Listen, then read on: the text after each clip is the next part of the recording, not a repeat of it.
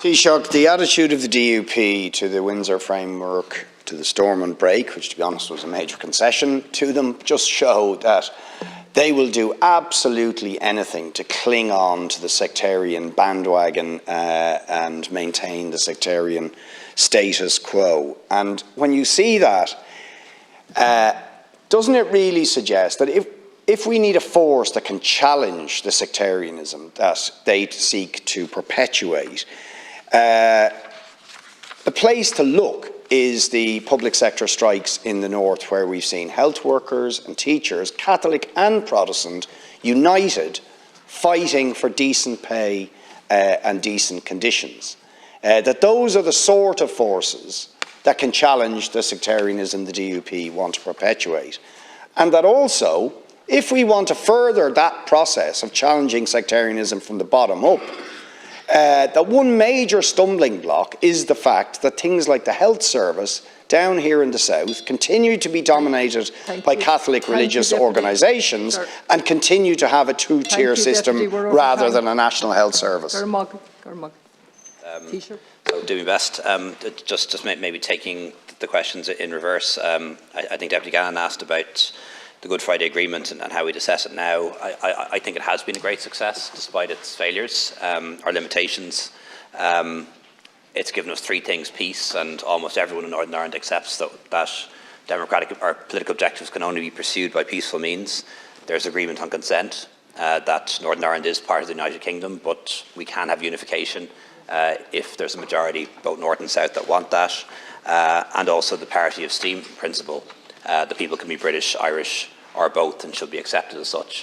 And if everyone accepted that 100 years ago, or 50 years ago, or even 30 years ago, many fewer people would have died violently, and many of the terrible things that did happen wouldn't have happened had that been accepted by everyone. But some did not until 25 years ago, unfortunately, but they do now. What's disappointing, I suppose, is that it hasn't lived up to its promise, which was functioning power-sharing institutions that would evolve over time into more normal forms of government, and that hasn't happened. But the next step has to be trying to get the institutions back up and running, and I believe that that is possible. And I think, as other deputies have said, people in Northern Ireland face very real everyday problems, whether it's the cost of living, whether it's housing or health, or issues with the public finances, very similar problems to the ones we face here, sometimes worse, sometimes better.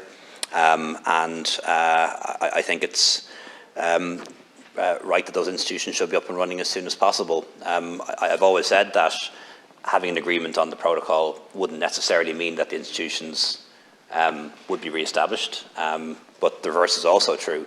It is still possible for the institutions to be re-established, even if the DUP doesn't fully accept the Windsor framework, but that is ultimately their call. I hope they make a favourable call on that in the coming weeks or months, but I can't speak for them, nor should I try to. I know there is ongoing contact between the DUP and the UK government about their own legislation, domestic legislation, but I think certainly when it comes to any changes to the Northern Ireland Act, it's really important that all five major parties are fully consulted, and we should recognise the fact that there are five major parties in Northern Ireland. There's going to be a vote in the House of Commons tonight. I guess we'll see how that turns out. And the Windsor framework has been agreed at EU level just yesterday in the General Affairs Council, and we will discuss it at European Council at heads of government level on Thursday and Friday, with the view to putting something into the conclusions. But we'd like to see the result of the vote tonight before then, and pending that vote, I don't think I'll say any more than that.